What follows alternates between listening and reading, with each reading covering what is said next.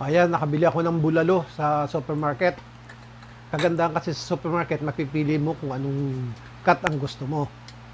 Ayan. Lagyan natin ng sibuyas, pamintang buo, saka yung leeks. Mabango kasi pag may leeks. Mm-mm. Ayan. So, papakuluan lang natin yan hanggang sa lumambot. Oo.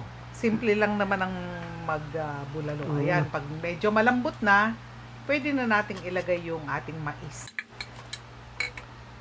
Saka yung ating asin. Ayan. Takpan at lutuin lang hanggang sa lumambot na ng todo. Yes. Pag malambot na, ayan, ilagay na natin yung ating Baguio Pechay, ilubog-lubog lang, then patayin na yung apoy. Mm-mm. At enjoyin na natin ang masarap na sabaw ng bulalo. Bulalo.